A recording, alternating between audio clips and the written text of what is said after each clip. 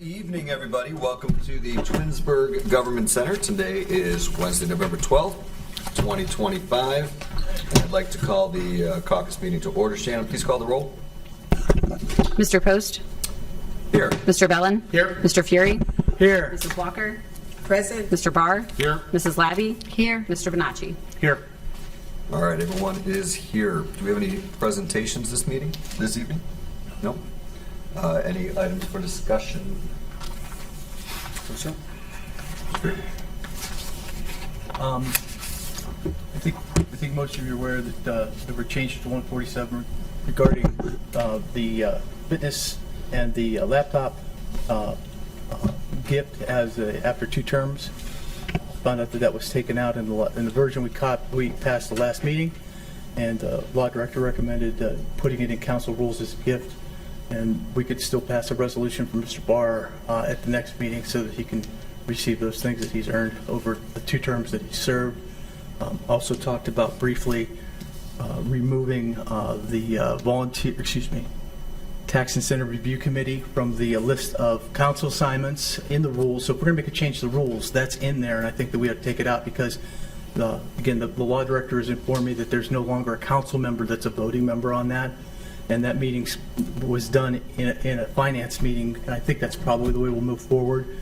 And then there was a discussion about combining the Park and Recs and the Environmental Commission at some point. That would require a charter amendment because they're both charter commissions, and the idea was to since there's some overlap, and our comprehensive plan is about sustainability, possibly sustainability and recreation, but that would require, again, 5 votes of council to put that on the ballot because it's a charter, because those are charter committees. If we wanted to make those changes, this is just conversation. This is just conversation. I don't have anything up. I'm just talking about things that have come up in the last week. Right. But that would require a charter amendment that you could do in the fall or the spring. Requires 5 members to vote in the affirmative to put it on the ballot. So that's all I have for miscellaneous. Right. For item discussion, excuse me. No, I think it's great. Thank you. Anyone else want to comment on anything or Mr. Fury's comments? Okay. Audience participation. Shannon, do we have any audience participation? We do. First, we have Jonah Pichette.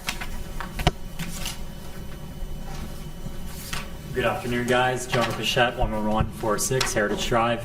Council President Post, I appreciate you giving the report on behalf of the Environmental Commission at the last meeting. A couple things I wanted to add to that report, aside from the fact that our commission had a great time at the Spooktacular event. It was a great event, all of that. We are going to start rolling out the Good Neighbor Award again come New Year. It was a successful award we presented this year. That'll be done at the start of the new year. It'll probably take a month or 2 months for nominations. The commission will then decide, and we will talk with the council president about presenting at council at that time again, because we thought it was really special to invite the award recipient here, but start thinking about neighbors in our community who are doing their best to leave the environment a little bit better than they found it. That way, when nominations open up, you could nominate one of your residents. Second thing, I know this is really, really far away, but we are always planning ahead. The second Earth Day Arbor Day event is going to be Saturday, April 24th from 11 a.m. to 1 p.m. We're working behind the scenes to make it a little bit better than last year. Still going to be in that station setup. Thank you to Director Bentonson for letting us use the community center, working with us on that. But it's going to be a really fun event. I know that's far away, but I wanted to make sure we have it on our calendar. I plan things months in advance, so I figure you guys do too. But if there are no questions, that's all I have, and thank you guys. Thanks, John. Thanks, John. Thank you. Appreciate it. Next, we have Lori Facina.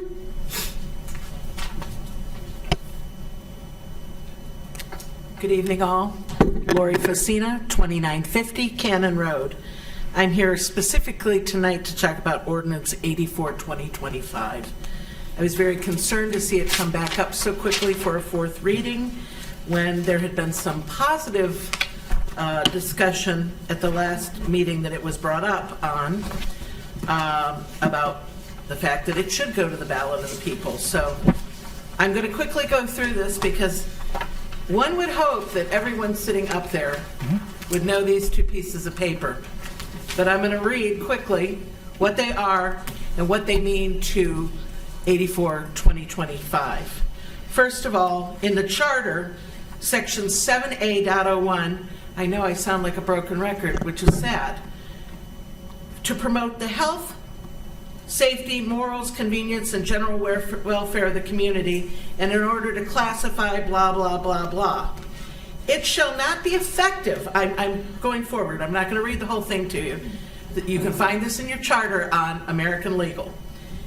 It shall not be effective, but it shall be mandatory that the same be approved by a majority vote of all votes cast of the qualified electors of the city of Twinsburg and of each ward in which the property so changed is located at the next scheduled election. And then, if you say, but wait, we changed the zoning code. First of all, here's the charter, here's the zoning code underneath the charter.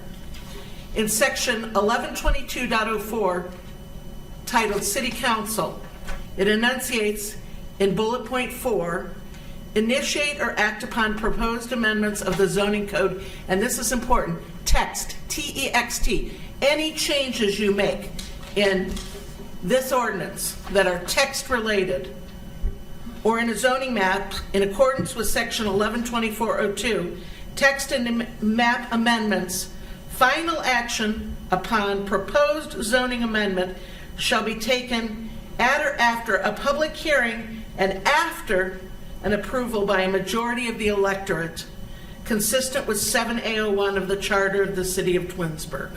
Period. It's not up for discussion. And so I am cautioning you. I read through this, and I'm sitting here. You've in table 110611, you want to scratch in the downtown development area. Not more than 4 single-family cluster units may be attached. You got rid of that. So what does that mean? You can have any amount. No new enunciation is made other than to say we're scratching a minimum. You have a setback. I'm referencing a couple of these. All of these, according to 7A01, are to be taken before a vote of the public. And I can't believe that you've put all of them in one ordinance. They should be split up. So I think it's very important when you go to discuss this or whatever it is you're planning on doing. I hope that you've already decided that it's going on a ballot. And if not, you're being challenged. You can't do it. You just can't do it. And I see that on the agenda for tonight's council, you have tabled 85 and 86 and sent it back to the Planning Commission.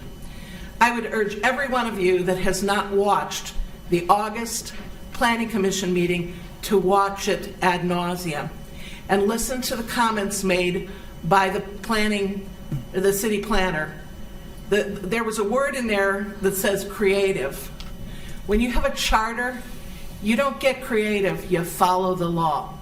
So I respectfully ask you, in the name of every voter and every resident in the city of Twinsburg, to please adhere to the law. Thank you. Thank you. And last, we have Mary Jo. Actually, I'm gonna respond to that. Go ahead. So I want to thank you for your comments very much, week after week. And I just want to let you know that 84 is being changed. We put it back on the agenda here because we are going to be amending 84 to take out really everything except for one thing. And you're going to hear about that when we talk about it when we get into the legislation section, which is probably about 3 to 5 minutes.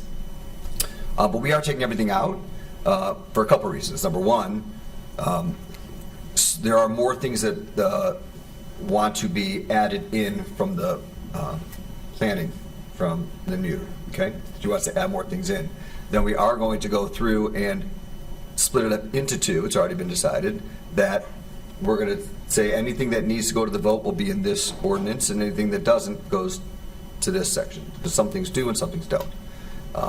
And so we're taking everything out except for one thing tonight, and we'll talk about that more in legislation. But I wanted to let you know, thank you for your comments, but we are doing that this evening. So that is why it's back. Okay? But thank you. Next. Thank you. Next, we have Mary Johnson.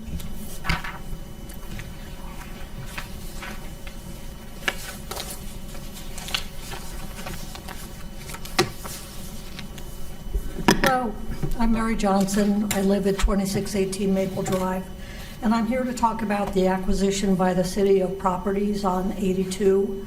I know that it's on the agenda tonight is a resolution about the former police chief Ron Osborne's house. Was built in 1928.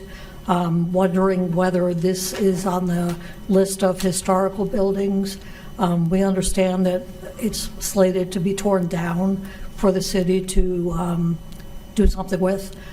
So we're concerned about this. In addition, there are two properties to the east that we understand that the city is planning to purchase, and at least one of those be raised.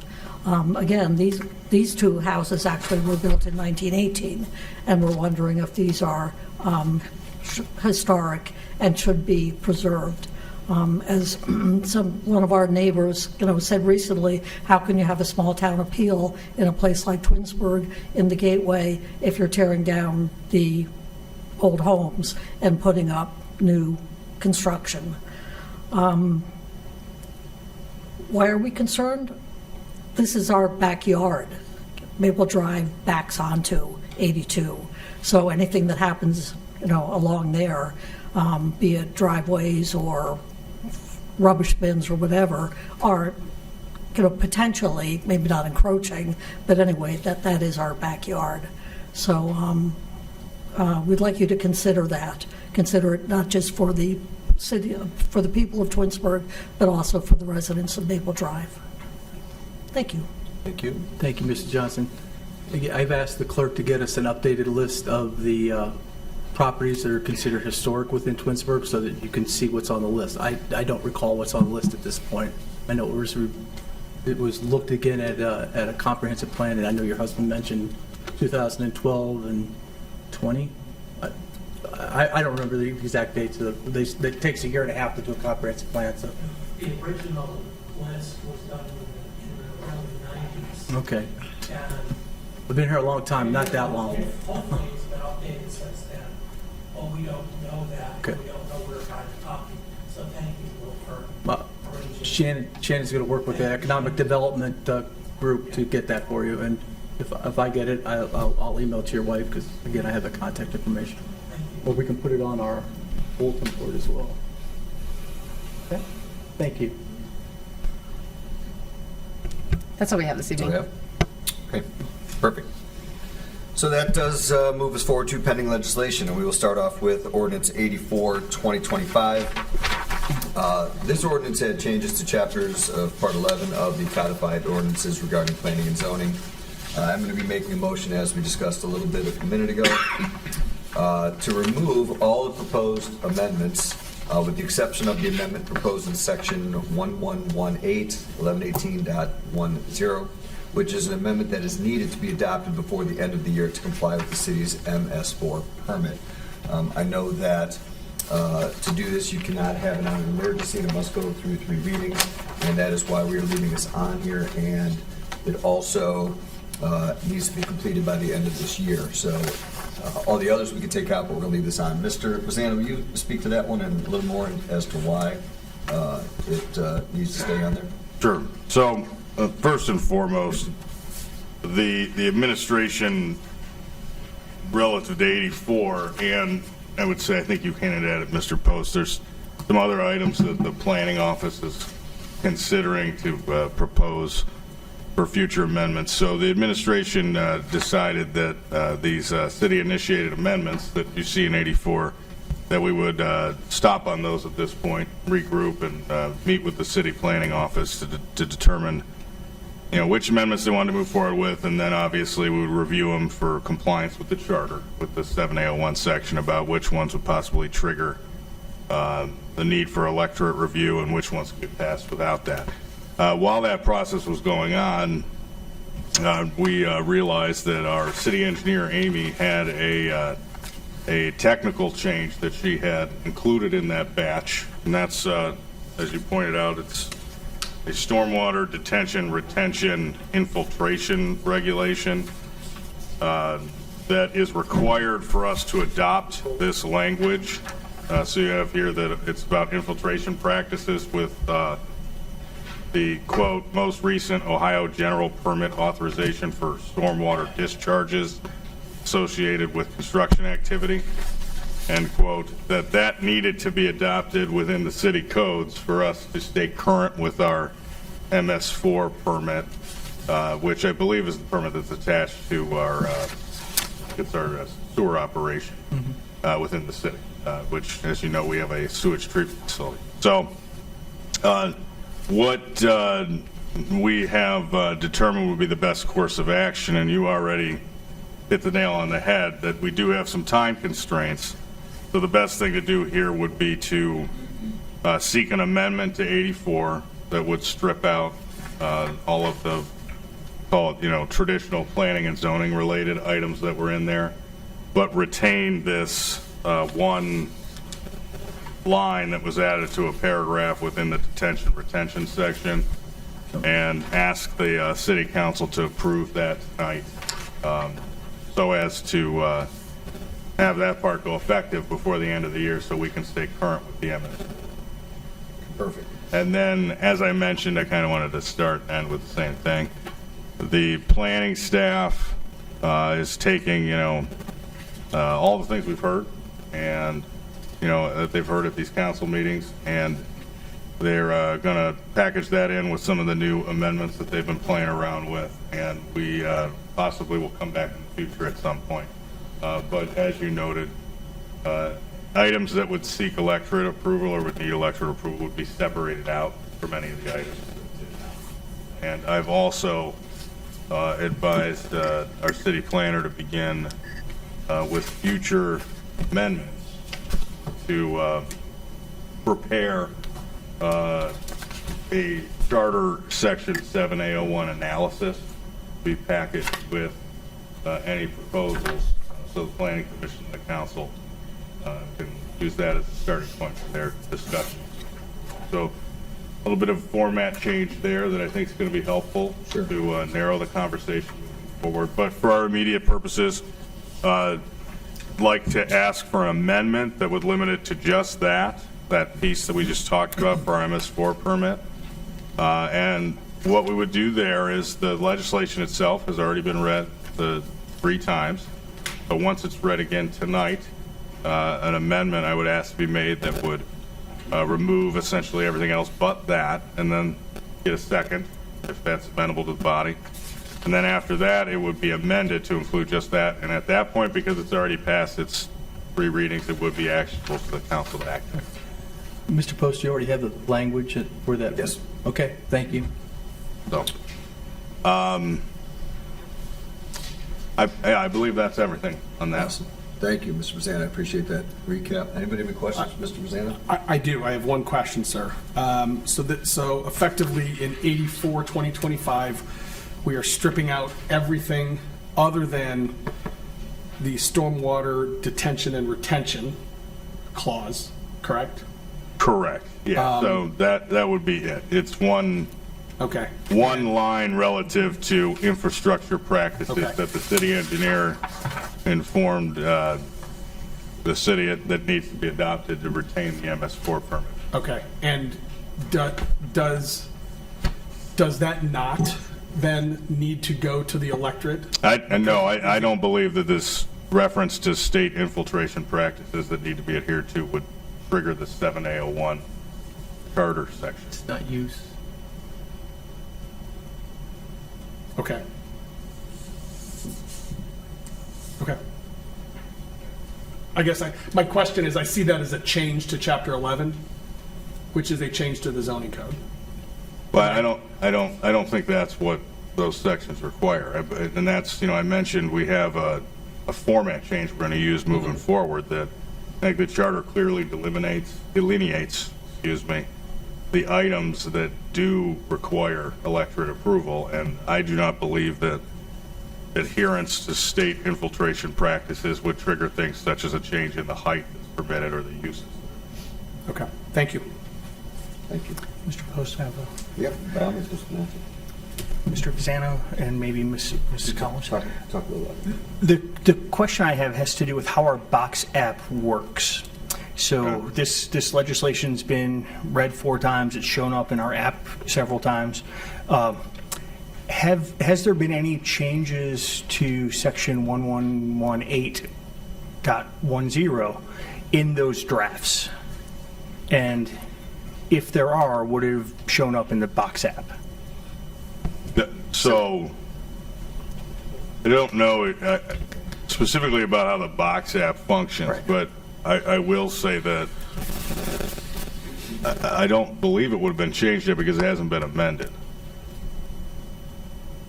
So, Mr. Vazana, can you please clarify, there was one minor amendment that was in the heading for ordinance 84 prior at the second yeah, reading? that was starting a at the second previous reading? amendment. So there you'll see, in the Box app, during the first reading, you'll see the first version of 84. In the second reading, there was a small revision that Yeah, Mr. that's Vazana correct, had made right. to it that had any updates to the entire ordinance in it. It was minor. And then moving forward, it's been the same since in the app. So there's been no changes to that section that we might be taking? No, the change that I described would create effectively a third version. If that, Right. That's where you're going with that. But at this point, we don't have that third version until, or if, rather, the amendment to it passes. Then you'd have a third version. But I don't know exactly. Does Box app get updated after the fact? Right. So I guess the core question is, we make a significant amendment to a piece of legislation that we've already read 3 times. Today will be the 4th. At what point does it become new legislation? Not now. You can only amend it twice. Okay. So I think the answer to your question would be the third amendment. Okay. But it's not introducing anything new. And we're not, taking in this stuff off. case, you're removing essentially 98% of what was there. But this was there originally.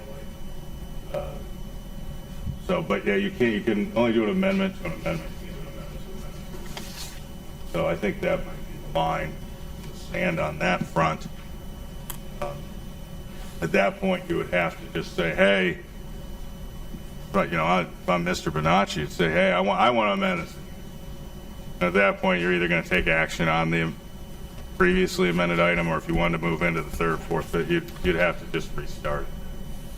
Okay. Thank you. Did that answer the question? Yep. Okay. Yeah, so there's nothing changed with it specifically. Good. Any other questions on 84? All right, let's go to ordinance 105, 2025. This ordinance is to create Chapter 157 of the Codified Ordinances for a School District Relations Committee. We talked about this for the last few weeks. Are there any questions on it?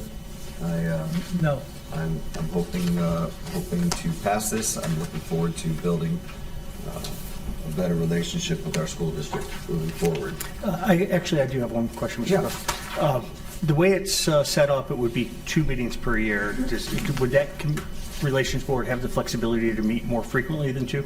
Yes, Okay. it's minimum 2. Nope. Yeah, that would be a baseline for the commission, that they would have to meet at least those 2 times within those designated intervals. Right. But much like, excuse me, much like all of our boards and commissions, if they were to desire subsequent meetings or additional meetings, that is permitted, so long as they follow the Open Meetings Act and they properly notice those meetings. And additionally, when, just to refresh everybody's memory, when you do special meetings like that, you also have to identify the purpose upon which you're going to seek to have that extra meeting. But no, they could meet, if they wanted to meet every day, they could. Okay. But they'd have to follow the Ohio Open Meetings Act. So Sorry to jump in there, Mr. Post, but I'm glad you did. Thank you. So the original intent was to go from what we have right now, which is no meeting, to Right. some meetings. And I didn't want to go to quarterly. And the only reason I didn't want to jump to that is because I didn't want, I think meeting just to meet is a waste of everyone's time. And everyone's very, very busy. And so I thought semi-annually is good. And then you can always add if needed, versus putting too many on and saying, why are we here? There's nothing on the agenda, we're just meeting, and we're going to have a 20-minute meeting. And so I didn't want to waste anyone's time. So that's why I originally thought 2. But appreciate that. So, awesome. All right, Resolution 107, 2025. This resolution is to amend the renewal contract with AtNet Plus to include additional computers. The request to increase the user count to 190 and is for an amount not to exceed $160,000 annually. This ordinance will be on its second reading tonight. Any comments on that? Questions? You look like you're thinking. Well, I did meet with our IT specialist, and he explained that some of this has to do with like licensures and the amount of employees that have email addresses, and it's kind of a software-driven component with, I guess, the way technology companies are making money as software as a service. We're caught into that where you pay for it by employee. No way around that. No way around that. It's amazing how many things exist that didn't exist 15 years ago, right? All right, any other comments on that? All right, Resolution 108, 2025. This resolution is to apply for, accept, and enter into the OEPA WPCLF construction loan application for the wastewater treatment plant improvement project. The estimated cost on that project is $17 million, which is rolled in design costs, construction cost, and services during construction from B&N. This ordinance will be on its second and final reading tonight with an emergency clause added to complete all documents and meet the December 1st deadline. We're going to be asked to suspend the 3-reading rule and vote on that this evening. Are there any comments or questions on Resolution 108? No. No? All right. Resolution 109, this resolution is to authorize the purchase of property located at 2597 East Aurora Road, and this will be on its second reading tonight. Any comments on that? No? All right. Ordinance 110, 2025. This ordinance is an appropriations amendment for City Hall roof and HVAC project for $328,193. The increase in the change to the monthly bill with AtNet for our changes to Microsoft 365 in the amount of $50,000, and for the final payout on the ARPA grant in 2025 that needs to be transferred to the residual money in that account in the general fund for an amount of $59,440. That was, hold on a second.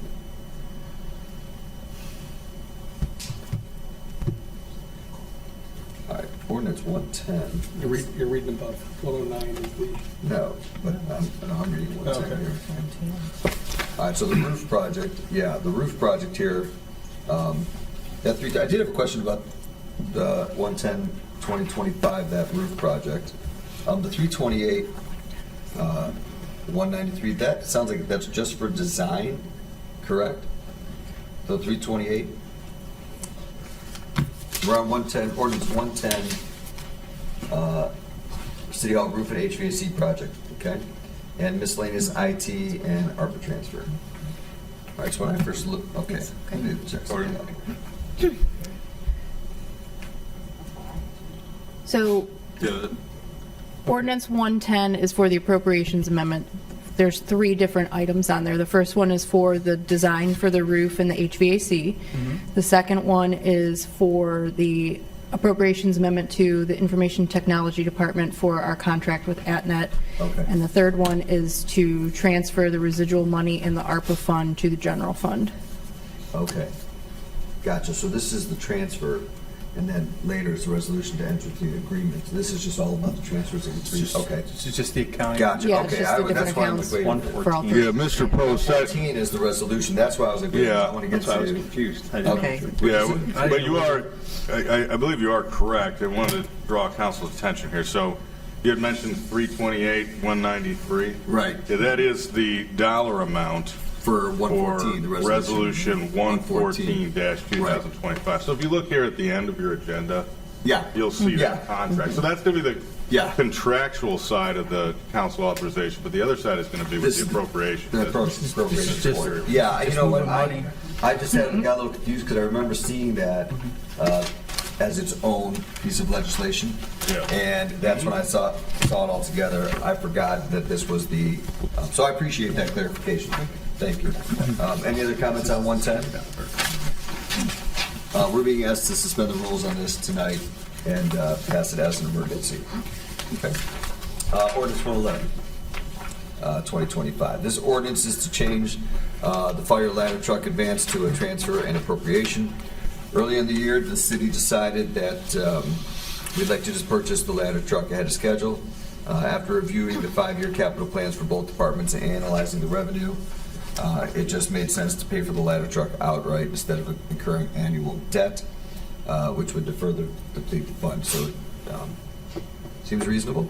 We're being asked to suspend the 3 reading rule tonight so we can make that change as soon as possible. Do you want to comment on that or no? Or? I mean, your summary was pretty accurate. I think we talked about this throughout the year. The Police and Fire Levy Fund only gets a limited amount of resources. We have already tied up a substantial amount of that in recurring payments for items over a 10-year period. And after discussion with the mayor, we just felt like the general fund has some excess cash right now, and instead of having another recurring payment hit that fund every year, that we would just pay for it outright and then, finish up the payments that we have for our other items. It'll eventually actually save money, so it just makes sense. Hopefully. Hopefully. So, all right, any other comments on 111? No? Okay. Ordinance 112, 2025. This ordinance is a request for a cash fund transfers to bond retirement and capital improvement. The request is to transfer $625,000 to the general bond retirement fund and $1.395 million to the capital improvements fund. We're being asked to suspend the 3 reading rules to make this change as soon as possible. Are there any questions on that transfer? No.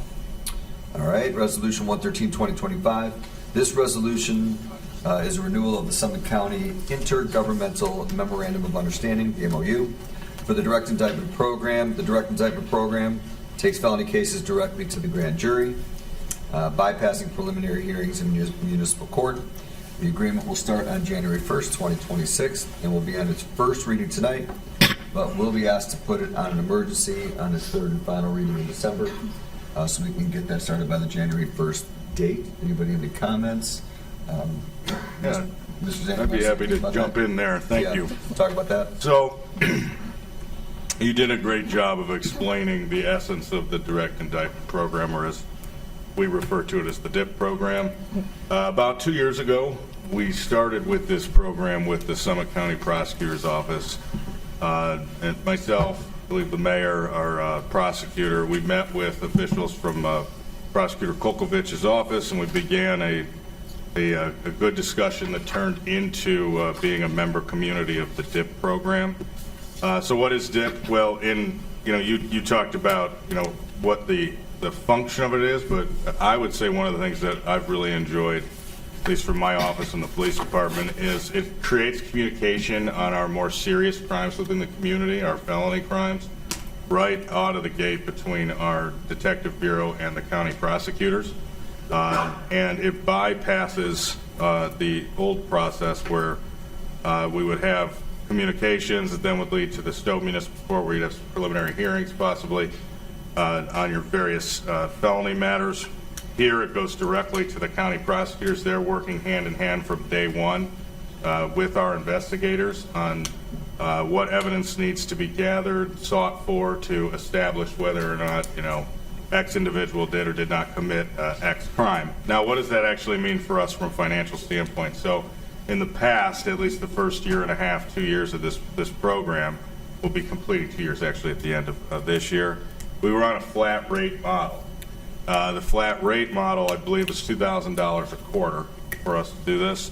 What ultimately happened as we rolled out the first 2 years of this program as municipal partners with the county prosecutor's office, and I should note, we're not the only municipality. There's various municipalities in Summit County that use the DIP program. So we came together and we had a really good discussion, all of us, and what we talked about was the flat rate fee maybe isn't indicative of the amount of work that's going into preparing the cases for the county prosecutors, in this case to the good, for an entity like Twinsburg, where our detectives are consistently providing full packages of information in their case reports and their case files to the prosecutors. The prosecutors aren't having to track them down saying, hey, we need more information, I need you to go look into this, blah, blah, blah, blah. So ultimately out of that, what has emerged is essentially a two-tiered pricing model where if you timely submit your information to the prosecutor's office, you're charged $75 per case. If you are tardy with your information and you do not provide the needed elements, the full case file to prosecutor, you'd be charged $135. So, for example, and I pulled up the numbers here, the current numbers for us. With our cases through July 31st of this year, annualized would be 74 total cases for the year.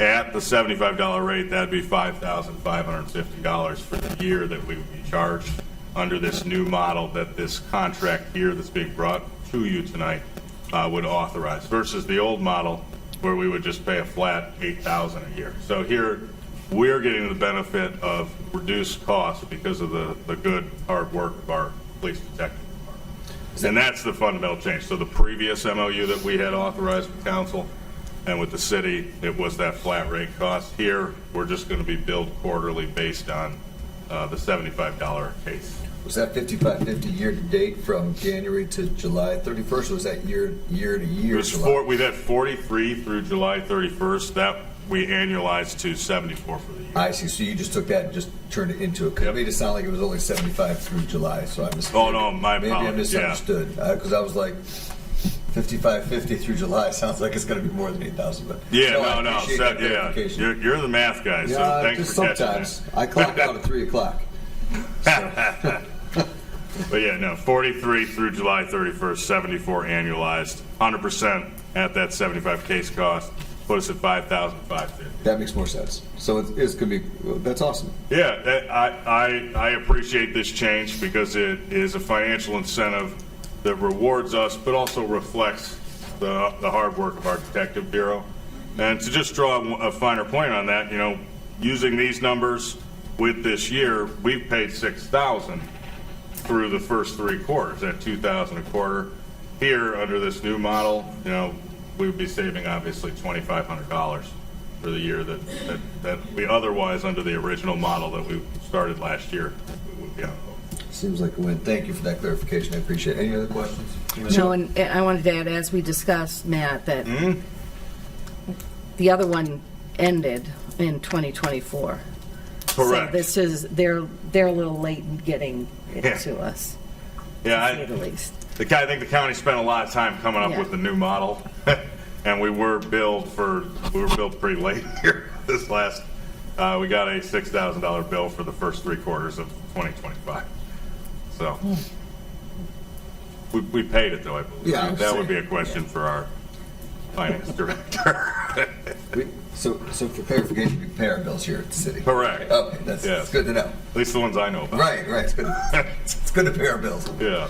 Mr. Bonacci, do you have a comment? Just out of curiosity, with this direct indictment program, does it speed up justice being served and make it more efficient? Because, we're talking about a few $1,000s, but I think the value really is it creates a streamlined process where those charged with crimes end up in the right court faster. So their ability to defend themselves isn't burdened at the wrong court, in my mind. I think that is a fair interpretation of one of the many benefits.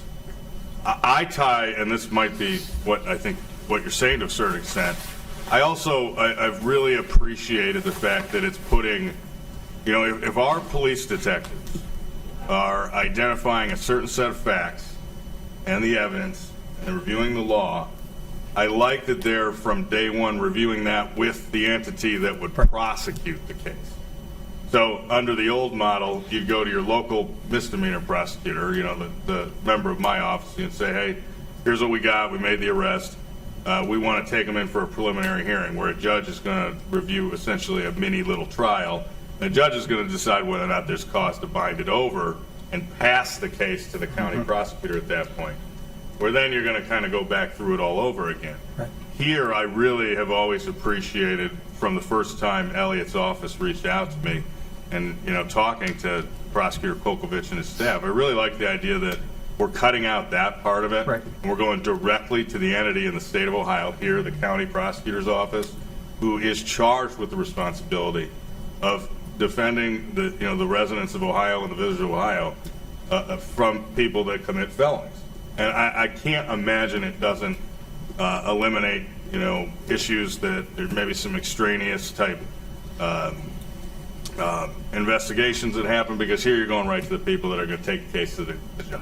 Yeah. So I'm glad you asked that, because it's something I've been really happy with, over the last 2 years in the office. And I know that talking to municipal prosecutors as well, the ones that used to hold the preliminary hearings, they're also very happy with it, because their time was being taken up by holding the preliminary hearings in the municipal court, and then, passing the case along. Or maybe finding out that the county prosecutors wanted to refer it back down for a misdemeanor. Here, we're finding out, if there is suspicion of a felony charge that is going to be prosecuted, we're finding out right on day 1 or day 2, day 3, early in the process, whether or not the county believes that those elements of those felony crimes have been met.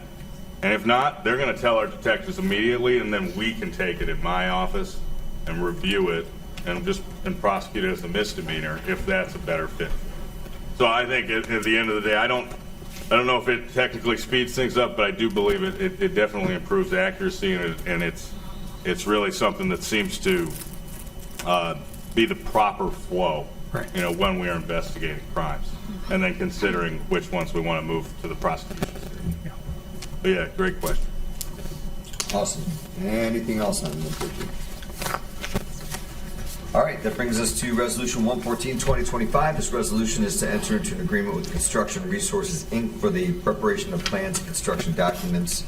This is for the roof replacement project at City Hall. The amount of the contract is $328,193. Council is being asked to suspend the 3-reading rule so we can have the bid ready for the first quarter of 2026. So the way I read this is that the $328,193, that is for basically all the blueprints of the project. That's all the design and the bid package and putting the bid out and that whole Gotcha. thing. Is that I don't know what I don't know. Is that a normal price? Yeah, because it's a big project. I mean, you're talking a roof, the entire roof that's never been replaced on this building, and all the HVAC, all the units up there, that, the roof, every time it rains, we get water somewhere in the building, and the HVAC is just so inefficient and so old. The units are old, and these two projects have to work in conjunction with one another, in order to not put on a new roof and then have to rip out old units and put new units in, or vice versa. So, yeah, it's a big project. You need mechanical engineering up there to go ahead and take a look and make sure that we're designing the right things. And there'll be two engineers. This Lipinski is one of them, and I think they're able to do both sides of it. So we've contracted with Construction Resources Incorporated, and they're going to be the lead on this. And then they've taken Lipinski underneath their wing, who's going to be doing the design. And then they'll create all the bid documents and go through the bidding process with us and make sure that we're going through. And then once that's complete, then there's another phase that'll have to happen afterwards when we do go out to bid. And we'll be looking at 2 contractors, not only a roofing contractor, but a HVAC contractor. And then council will be asked to award a contract to whichever ones are chosen. Okay. And, we'll go from there. And then they'll be doing the additional work then, the inspection and all that stuff to make sure everything's put on properly. Gotcha. I didn't realize the roof has never been replaced until we had that It's the conversation original about roof. it. Yeah. That's crazy. Yeah. There's been issues with it for as long as I've been here. Exactly. I know. There's always leaks. Ask Shannon. And She's had buckets Home all Depot over her buckets office everywhere. at And various times. just as a reminder, we recently just did the roof and the dehumidification units at the fitness center, and we had 2 phases with Burgess and Nyepel where they were hired as design and then construction. Right. And that project was $2 million, and it was roughly around the same amount. Yeah, no, I don't know what I don't know. I just saw that number. I was like, whoa. Let me go design HVAC units. So I've been asked why it's on an emergency, Craig, if I can, I might as well answer that question. But because we had to go through the RFQ process, and the RFQs took some time. By the time they came in, we all sat down with the booklets that they submit, and we chose the ones that we thought were the most qualified for our project. And we picked out, I think there were 4 different contractors that came through. And then once we had them, then we have to identify them. We have to bring them in here. We interview them and make sure that they, they understand our project, and, we just kind of pick their brain to see what they really understand opposed to what's on the books.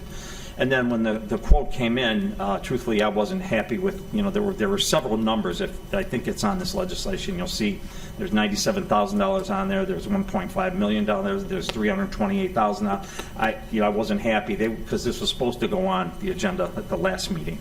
And so I pulled it because I wanted to get them in here and I wanted them to explain. I wanted to make sure that we understood exactly what we were getting for the dollars that we're paying. And so they finally cleared that up, and then that's going to clear the way for us to get this up there. But I think somebody mentioned that in order to be able to get this out and at least bid it out by the beginning of the year, we have to get this passed as an emergency, because it's going to be a several month project before we get this complete with the size of it. When's the goal to get this roof done? Pardon me? When is the goal to get the roof By done? the end of it's a 2026 project. So just Otherwise, if we waited much longer, it might have to push out to a 27 project. more Home Depot buckets. Yeah. All right, thank you. I appreciate the clarification on that. Thank you. No problem. It helps us all have a better understanding. Any other questions on 114? You look like you wanted. No. And so this is, effectively, we're going to have two projects going at the same time, right, Mayor? Exactly. And the idea, the way I've understood it, the way it's been described, is to have the HVAC stuff done while the roof is being repaired. Puts us in a better position than if we had the HVAC stuff done and then the roof done afterwards. So effectively, the paired legislation for the roof will be coming through, and the projects will be running at the same time. If we were able to break it up, I definitely would have break it up, because it's going to be a big ticket item that we're doing. I mean, we're taking a big bite out of our funding, but we're going to have to roll it. Christina, we've talked about it. We're going to roll it into one of our bonds, I think, across the street with the one across the street, if that's still a go. But so that's the plan. But yeah, it needed to be done at the same time. Right. I would have liked to have separated, but it just doesn't make sense. But it's being done. I just want to make certain that folks understand it. It's going to be done at the same time, so we're not putting in a system on an old roof and then have to lift that system up to put a new roof on underneath it. It's like, or vice versa, if you did the roof first, cut a hole in your new roof to replace the system and then patch where the old system was. no more. I've heard more complaints about when you pave a road and then it's all done and looks really nice and it's nice and smooth. Next thing you know, somebody's coming and they're cutting a big hole in the road and having to fix something afterwards. Yeah. That's the same thing up here. Yep. All right, I think we're good. All right, that ends legislation and brings us to miscellaneous. Anybody have any comments? Okay. Then with no further items on our agenda, we will adjourn the caucus meeting at 7:49. Let's take a 3-minute break.